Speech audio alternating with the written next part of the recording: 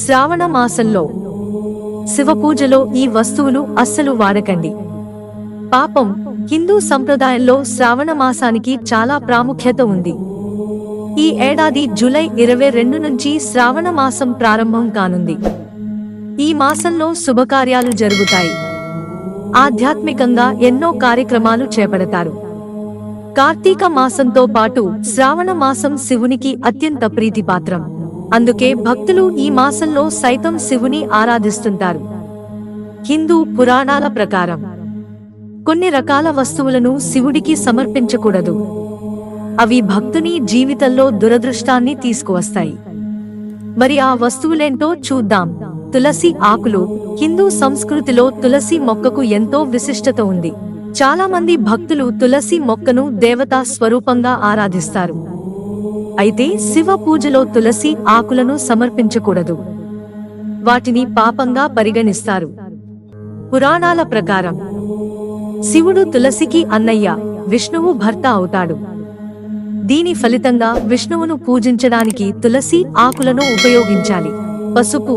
పురాణాల ప్రకారం శివుడు దహన ప్రక్రియ శ్మశానం లో నివసిస్తాడు.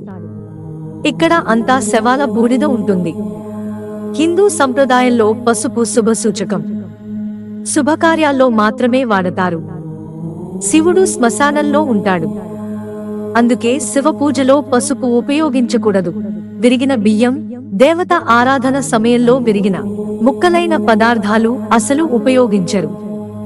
మహాదేవుని పూజించేటప్పుడు విరిగిన బియ్యంతో చేసిన అన్న ప్రసాదాన్ని నైవేద్యంగా సమర్పించకూడదు.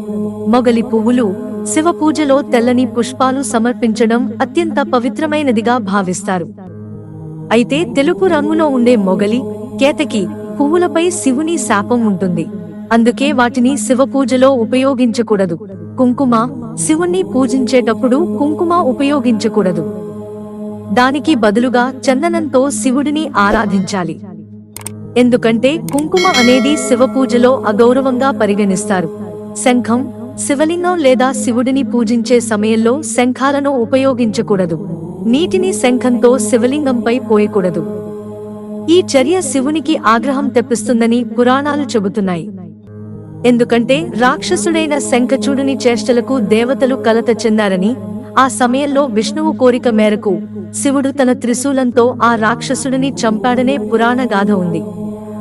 ఆ రాక్షసుడి శరీరం దహనం చేసిన తర్వాత బూడిద నుంచి శంఖం బయటపడింది. అందుకే శివ పూజలో శంఖములను ఉపయోగించకూడదు. బిల్వపత్రం ముక్కలు. శివునికి బిల్వపత్రం అంటే ఎంతో ఇష్టం. అందుకే భక్తులు శివ పూజలో ఈ పత్రాలను సమర్పిస్తుంటారు. వీటిని శుభప్రదంగా భావిస్తారు.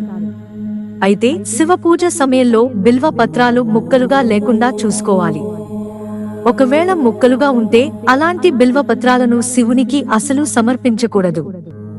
అలాగే 3 ఆకులతో కూడిన బిల్వ పత్రాలనే ఉపయోగించాలి. మిత్రులారా, ఛానల్ సబ్స్క్రైబ్ చేసుకోవడం మర్చిపోకండి. ధన్యవాదాలు.